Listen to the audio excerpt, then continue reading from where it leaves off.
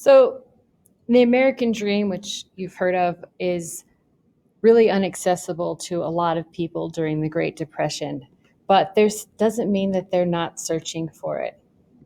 So, a place to live, a family, enough to eat, a little bit of money. They're not wanting, a Lexus and a house in Castle Pines or something. They're just wanting enough to get by and their own place, especially the land. The land's really important to Americans. Um, but the reality is they couldn't get it because on top of the Great Depression, we also had the Dust Bowl.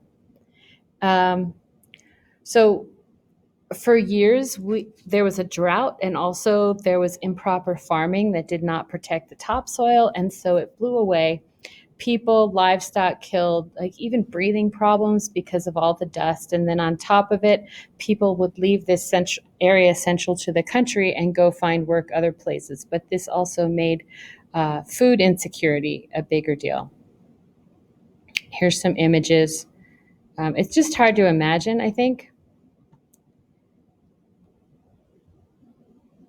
the desolation and then also just the suffering. This is what families were doing to survive. I think a lot of them were called Hoover camps because Herbert Hoover was the president when this happened. So that's a little bit of background. And another piece of background is the setting. We talked a little bit about how beautiful this part of California is.